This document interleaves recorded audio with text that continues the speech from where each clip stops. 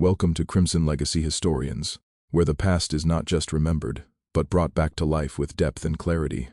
Before the blade ever touched the neck of the woman France had come to despise, her fate had already been sealed. Ending her life wasn't enough. Her identity had to be erased, turned into a public spectacle of humiliation. Marie Antoinette, once the radiant Archduchess of Austria who had lit up the halls of Versailles with her laughter, now walked backward from the gilded splendor of a throne to the rough wooden cart reserved for the condemned. If you are drawn to real history, where innocence is destroyed in silence, subscribe to Crimson Legacy Historians. This is not myth. This is the slow breaking of a young woman the world chose to hate. Before the screams, before the blade, Marie Antoinette was just a frightened girl, isolated, powerless, and already condemned. Because her execution wasn't the tragedy. What came before it was far worse. In the early hours of August 2, 1793, while Paris slept beneath a heavy silence, she was torn from the arms of her family. Her children were ripped from her grasp, denied even a moment of comfort. She was carried to the Conciergerie, a damp and shadowy prison Parisians grimly nicknamed the waiting room of the Guillotine. There was no queen anymore, only prisoner number 280. Her new court consisted of rats, dripping stone walls, and 2 guards who never blinked. Every movement was watched. Every attempt at dignity was blocked. Hours blurred together, measured only by the constant dripping from the ceiling and the muffled whispers of other prisoners awaiting their turn. Outside, the revolution howled. People who once bowed to her silks now demanded her death. Inside, another story unfolded, the story of the woman behind the symbol. A woman forced to endure not just death, but a deliberate effort to crush her spirit before she reached the scaffold. Time no longer followed clocks. It was measured by the thud of guard boots and the distant scraping of keys against stone. Marie Antoinette lived in a cramped, soaked cell where moisture clung to everything. The walls, the straw, even her own skin. A single candle offered the only light, a faint companion against the darkness. A wooden screen half divided the room, yet privacy was forbidden. 2 soldiers stood watch day and night. She slept under their eyes. She ate under their eyes. This surveillance was not mere control. It was a constant reminder. She was no longer queen, no longer mother, barely even considered human, just a body under guard. News from the outside faded into distorted whispers. The world had moved on without her. Yet one memory refused to fade. One wound remained open. Her son, Louis Charles. Only a month earlier, revolutionaries had stormed his temple prison at midnight. Marie Antoinette had thrown herself over him, crying, "He's only a child." Her pleas meant nothing. Guards tore him from her arms, and the terrified 8-year-old was dragged away. His screams echoed endlessly in her mind. She would never see him again. Something inside her broke that night, not the queen, but the mother. And yet, even in that unbearable despair, she discovered a final crown, the quiet endurance of suffering. Among the handful of objects she hid from the guards, she kept a tiny portrait of her son, and a lock of his hair tucked inside her corset. It was her relic, the last ember of warmth in a world frozen by fury. Her only source of human kindness was Rosalie L'Olier, a young servant assigned to care for her. Rosalie later confessed that the queen only broke down when she spoke of her children. Then the facade of royalty fell away, revealing a devastated mother whispering her children's names like a prayer. Even this vulnerability became a game for her captors. They mocked her, taunted her with crude comments, laughed about her executed husband. Every insult was meant to wound her. Every silence was her attempt to resist. But in that suffocating cell, surrounded by hostility, Marie Antoinette began bending her pain into defiance. She learned to move slowly, speak softly, show no fear. Those watching her expected a shattered woman. Instead, they saw someone who, even stripped of crown and title, still carried a strange, unspoken authority. Sometimes, when the others slept, she stared at her candle's trembling flame. In its faint glow, she replayed her entire life. The grand balls, the embroidered gowns, her children laughing in the palace gardens, and the rising tide of resentment that had been swelling just outside Versailles. When had everything begun to unravel? When had they stopped being people and become symbols of hatred? No answer ever arrived, only dawn. And with it, another day inside that tiny stone coffin. Beyond the walls, she heard the city vendors shouting. Revolutionary drums, the distant bells of Nram, reminding her that life went on without her. And so 76 days passed, 76 dawn without hope. During those long weeks, the woman, once despised by an entire nation, was stripped of everything that made her human. Yet from that stripping, something unexpected formed. A quiet, almost sacred composure, a dignity that appears only in those who have already lost everything and have nothing left to fear. And then in October, the cell door opened again, this time not to take a child but to take her to trial. In the dim hours before dawn on October 14, 1793, the iron door swung open again, this time not for food, nor for more jeers from the guards. This time, it was to drag her before the Revolution's version of justice. A justice already carved in stone long before she entered the room. Marie Antoinette was led through the corridors of the Conciergerie surrounded by armed soldiers. Their boots echoed against the stone like distant funeral drums. She wore the same black dress she had used to mourn her executed husband, yet her steps remained calm, almost unnervingly composed. People peered at her from shadowed corners.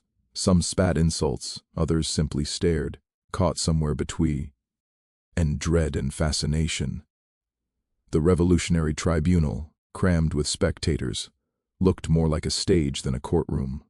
Flickering torches lit up the judges' faces, rigid and expressionless as carved marble.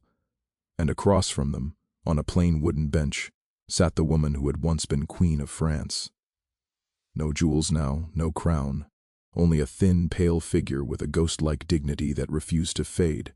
Prosecutor Antoine Quentin Fouquier Tinville opened the proceedings with a voice meant for spectacle. His words dripped with malice, every sentence crafted to provoke roars from the crowd. He listed the accusations with theatrical precision: treason, conspiring with foreign enemies, wasting the nation's money, corrupting the morals of France. Every phrase drew waves of cheers, jeers, and pounding fists. But no one cared about facts. The revolution needed a villain, a body on which to pin years of hunger, taxation, and war, and she was the chosen emblem. Marie Antoinette, denied proper counsel and given no time to prepare, spoke only when allowed. Her voice was quiet, but steady. She denied the charges, not with outrage, but with the exhaustion of someone who already knew the outcome could not be altered. Witnesses filed in, one after another. Some recited tales lifted straight from hate-filled pamphlets, others invented stories on the spot. They spoke of decadent feasts, mocking banquets, excesses at Versailles. The audience howled with approval, feeding on every invented scandal. Then came the accusation that froze the entire room. The prosecutor held up a sheet of paper, paused dramatically, and announced the vilest charge of all that she had committed incest with her own son. A chilling silence swept over the tribunal. Even some hardened revolutionaries dropped their gaze.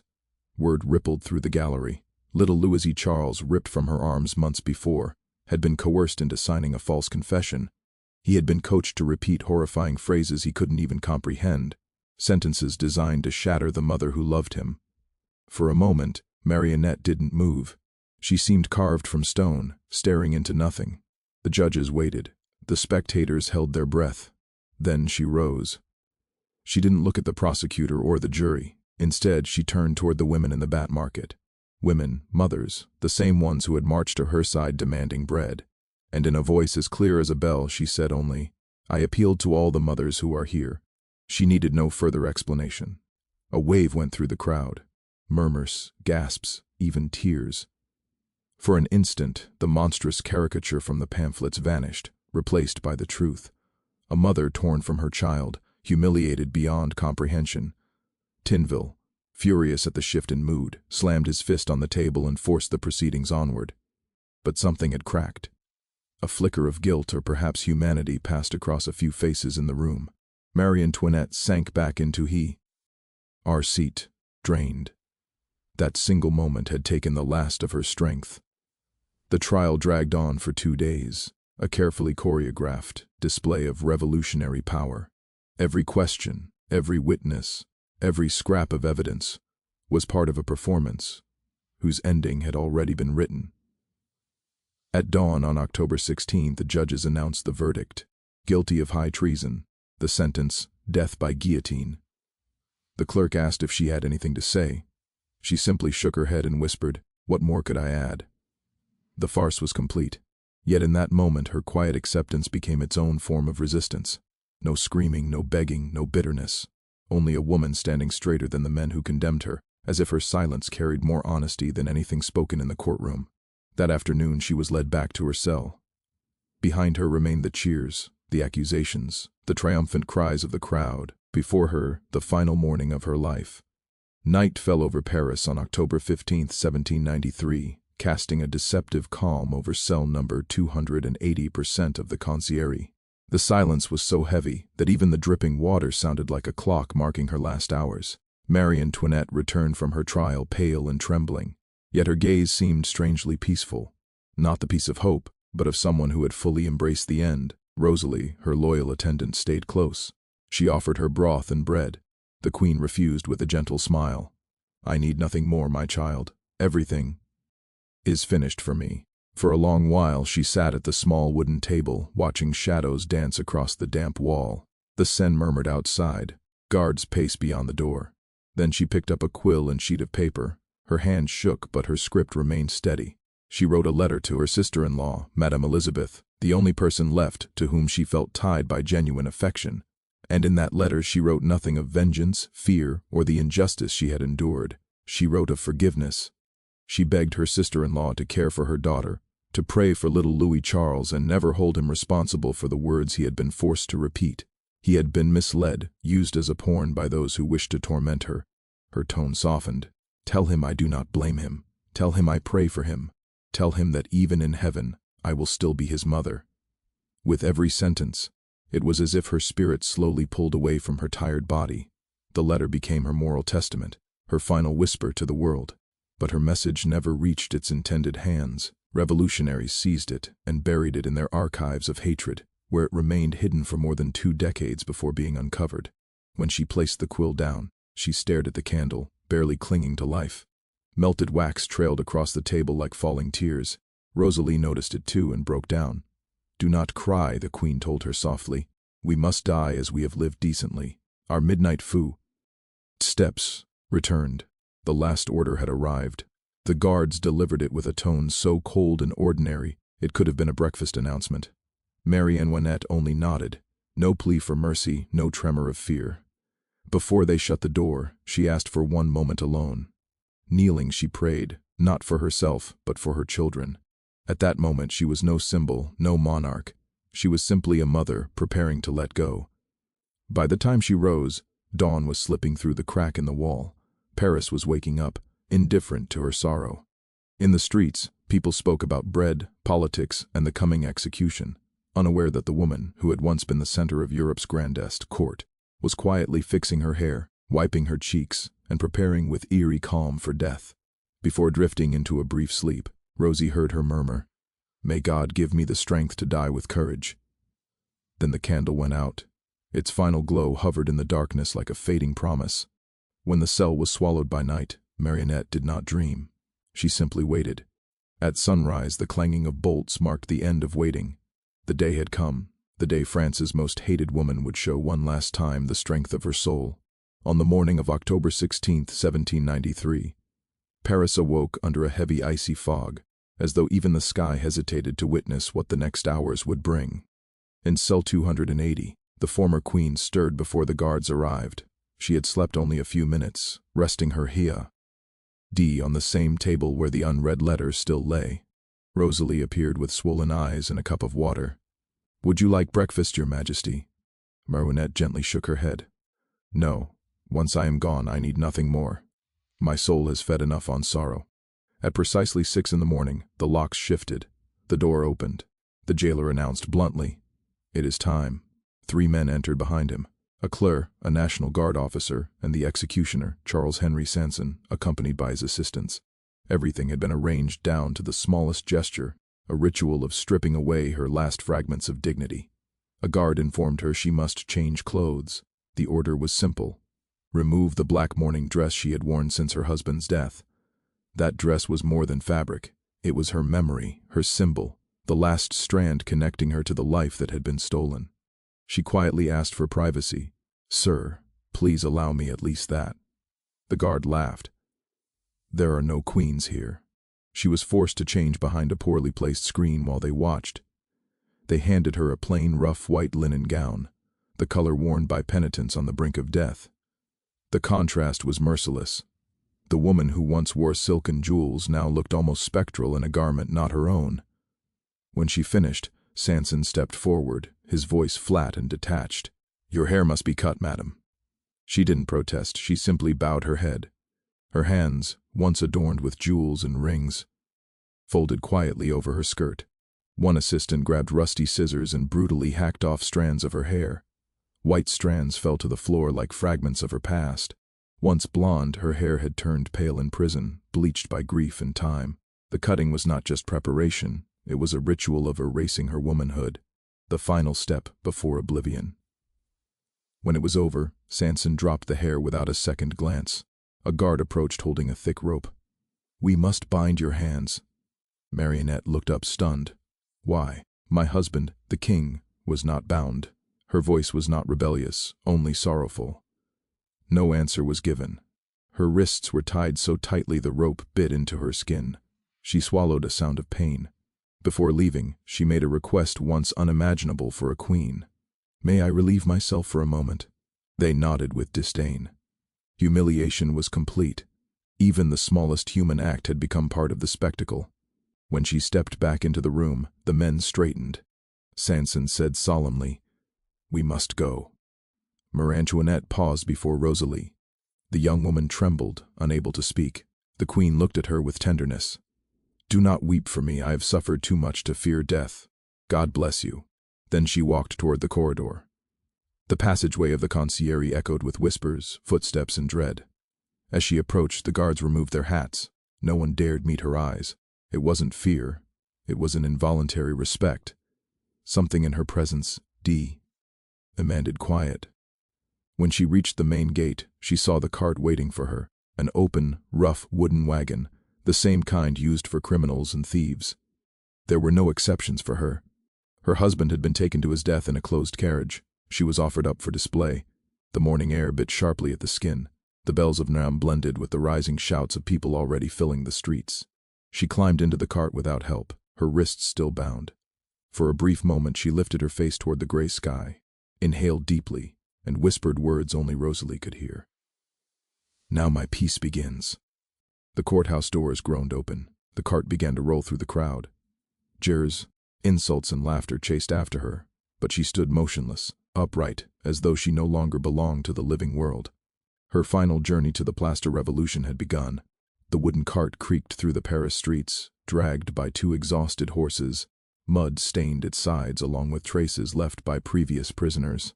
Inside it, Marie Antoinette stood tall, the wind tugging at her plain white gown and freshly cut hair. She looked like the last performer in a tragedy whose ending everyone already knew. The slow ride from the conciergerie to the square lasted just over an hour. For the thousands crowding the roadsides, it became a procession. They wanted to witness her fall, wanted to see her broken. Some hurled insults, others tossed stale bread.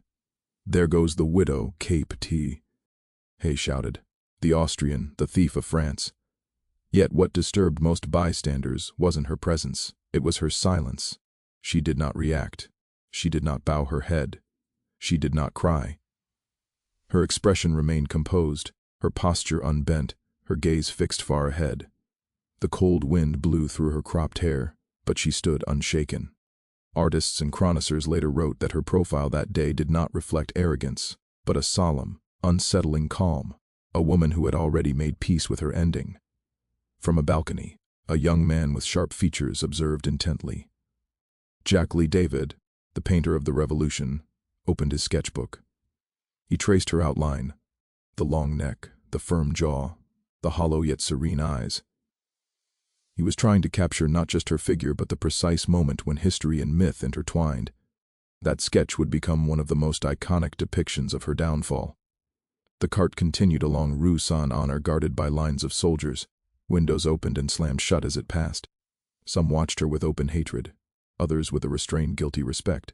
Beneath the clatter of hooves, vendors' cries, and church bells, the city seemed to hold its breath. A gust of wind swelled dust into the air.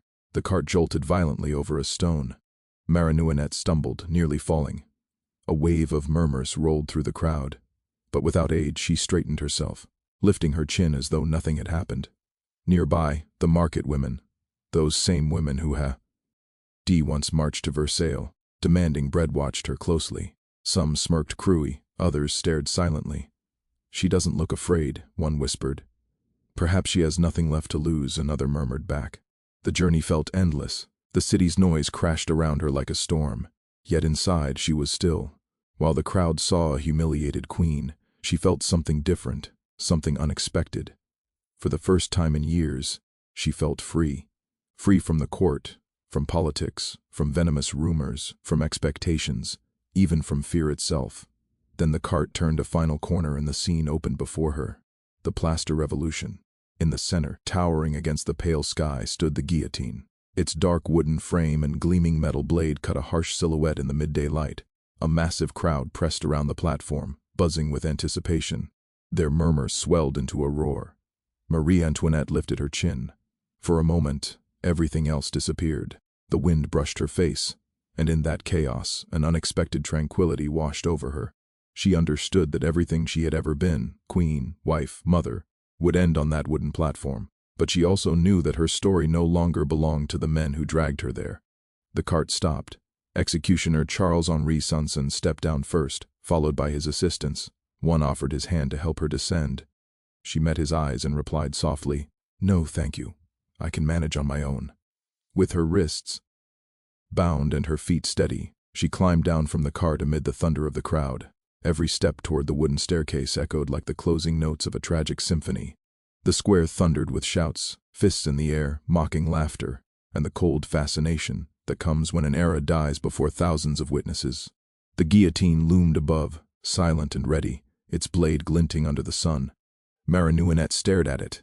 There was no terror in her eyes, only a remarkable, almost otherworldly calm. She ascended the steps slowly. Her tied hands made her movements shaky, but she refused assistance. Executioner Sanson stepped forward to guide her, and in that instant, fate played its last cruel trick. As she turned, her foot brushed against his. For a heartbeat, everything froze. The executioner stared at her, startled, just before she spoke her final words. Clear, soft, almost gentle. "Forgive me, sir. I did not do it on purpose." No scream, no curses, no desperate pleading. Just an apology, so simple, so human that it stunned even those who had come to celebrate her death. That small, humble gesture became her last triumph. In that single breath, the woman, stripped of her crown, her children, her identity, even her name, reclaimed the one thing her enemies could never confiscate, her dignity. The assistants laid her on the wooden plank. The air around the scaffold tightened with anticipation. From somewhere in the crowd, a voice erupted. "Long live the Republic." Thousands roared back in unison. Sanson gave the signal. The mechanism snapped, a harsh metallic sound. A heartbeat later, the blade fell with ruthless precision. Her body went still. The executioner lifted her head by its pale hair, raising it before the masses. A violent cheer rolled across the square. Long live the nation. Long live liberty. For them it was the victory of the revolution. For her it was release. Some witnesses later whispered that they had seen something unusual, an expression of peace lingering on her face, a calm that seemed untouched by violence. Others claimed the sky darkened, moments after the blade dropped, as though the entire city held its breath. Her body was placed into a covered cart alongside the remains of those executed before her. No rites, no prayers, no coffin. She was taken to the Malines cemetery and thrown into a mass grave among strangers. There were no flowers to mark the spot, no cross to honor her name, only soil and silence. The crowd eventually dispersed. The thud of marching boots faded, leaving only the hollow echo of the guillotine's trapdoor closing. On the balconies and rooftops, some lingered, staring at the empty space where a queen had fallen, unable to grasp that history had just shifted. But her story didn't end there. They buried her like a criminal, but her memory refused to stay underground. That quiet apology to her executioner, whispered in the face of death, slowly transformed into a symbol proof that even in the depths of cruelty, humanity can endure. Marie Antoinette, the foreign queen, blamed for every misfortune, died with a grace that no blade could destroy. The guillotine claimed her life, but not her spirit. In the moment the steel struck her neck, her dignity rose above the crowd's roar, above the hatred, above her own tragic era. In that single second, her eternal second, she reclaimed her true throne. The square emptied, the shouting died out. Under the gray Paris sky, the scaffold stood silent. Her body, anonymous now, was carried to the Malines cemetery, where nameless graves swallowed the victims of the revolution. Queens, thieves, strangers, all equal under the weight of earth. For years, no one could say where she lay. Her name vanished from official records, deliberately erased. The revolutionaries believed they had ended her story forever. But symbols cannot be buried. Time passed and her death began to take the shape of legend. It was said that after her execution, a young sculptor was summoned to capture her features. Marie Antoinette, who would later be known as Madame Tussauds, molded her face in wax and plaster. A gesture born of art and morbid fascination preserved her likeness long after her enemies had turned to dust. The revolution devoured many of its own creators. Robespierre fell. Tribunals dissolved. The thunder of the guillotine faded. And as France searched for its identity among the ashes, the victims slowly turned into martyrs. In 1815, more than 20 years. After her death, the brother of Louis XVI, now King Louis VI, ordered a search for the remains of the king and queen. In a forgotten corner of the Malines cemetery, buried among hardened soil and anonymous bones, 2 skeletons were uncovered. One, identified by scraps of white cloth and bound wrists, was recognized as Marie Antoinette. Her remains were finally brought to the Basilica of Saint-Denis, the resting place of French kings. At last, the queen denied a tomb was given one. Yet even that was not the true conclusion of her story, because beyond the monuments, beyond the accusations and the myths, something deeper survived. The paradox of a woman who embodied both privilege and suffering. Marie Antoinette was not a saint, nor the monster her enemies imagined. She was the reflection of an era reshaped by fear and fury. Those who tried to erase her ended up giving her a strange immortality. Her final act, an apology to the very man preparing to kill her, endures as a quiet lesson. Compassion can be a form of resistance. Thus ended the life of the queen who lost everything, her throne, her children, her identity. And yet, in the final heartbeat when steel met flesh, she gained the one thing no power on earth can steal: dignity. Centuries will pass, empires will collapse, names will be forgotten. But in every tale of power and downfall, in every echo of injustice, there will remain a whisper.